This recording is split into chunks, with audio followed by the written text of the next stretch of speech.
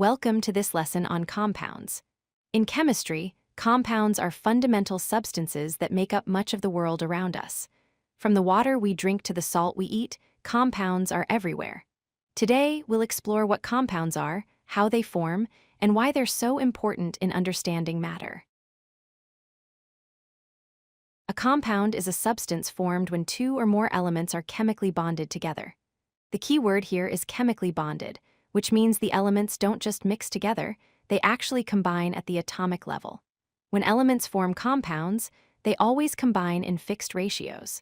For example, water always has 2 hydrogen atoms for every 1 oxygen atom. Chemical bonds are the forces that hold these atoms together.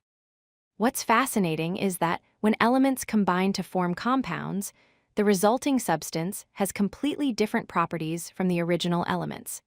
This is one of the most remarkable features of chemical compounds. Let's understand the difference between elements and compounds. Elements contain only one type of atom. They are pure substances that cannot be broken down into simpler substances by chemical means. Examples include oxygen, hydrogen, carbon, and iron. Compounds, on the other hand, contain multiple types of atoms bonded together. Unlike elements, compounds can be decomposed or broken down into their component elements through chemical reactions. Common examples of compounds include H2O, which is water, CO2, carbon dioxide, and NaCl, sodium chloride or table salt. Understanding this distinction is crucial for grasping how matter is organized. Chemical bonds are the forces that hold atoms together in compounds. Think of them as the glue that keeps atoms connected.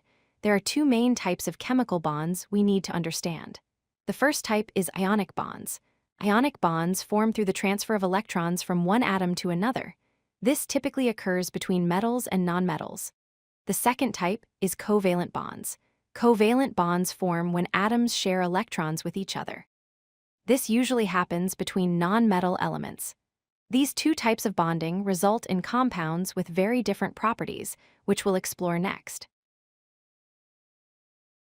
Ionic compounds have distinct characteristics that set them apart. They form when a metal combines with a nonmetal through ionic bonding. One of their most notable features is their high melting points, which means they typically exist as solids at room temperature. Ionic compounds can conduct electricity, but only when dissolved in water or melted, because the ions become free to move. They also form crystalline solids with regular geometric patterns. Let's look at some examples. NaCl, sodium chloride, is common table salt. MgO, magnesium oxide, is used in fireproofing materials. CaCl2, calcium chloride, is often used to melt ice on roads. All of these are ionic compounds with similar properties. Covalent compounds have very different characteristics from ionic compounds. They form when nonmetals bond with other nonmetals through electron sharing.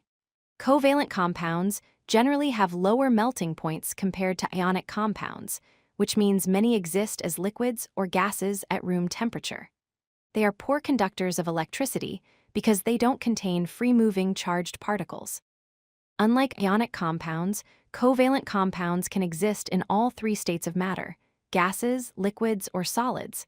Some familiar examples include H2O, water, which is essential for life.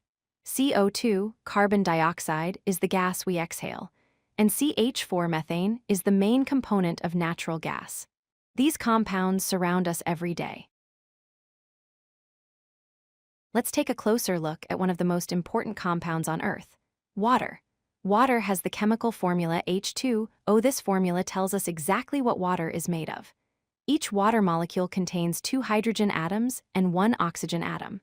The subscript 2 after the H indicates there are 2 hydrogen atoms, while oxygen has no subscript, meaning there's only 1 oxygen atom.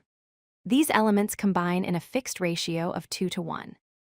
No matter where you find water, whether in the ocean, in a glass, or as ice, it always has this exact same ratio of hydrogen to oxygen.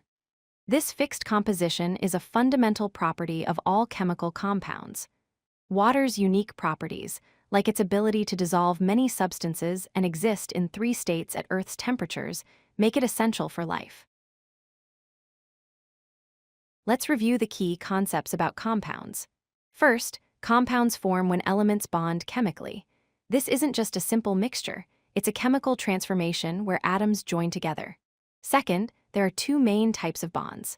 Ionic bonds involve the transfer of electrons between atoms, while covalent bonds involve the sharing of electrons between atoms. These different bonding types result in compounds with different properties. Third, elements combine in fixed ratios to create compounds with unique properties that differ from their component elements. Finally, compounds are everywhere in our daily lives. Water, H2O, carbon dioxide, CO2, and table salt, and NaCl are just a few examples. Understanding compounds helps us make sense of the chemical world around us. If you like this video, hit that like button and don't forget to subscribe. Visit codelucky.com for more such useful content.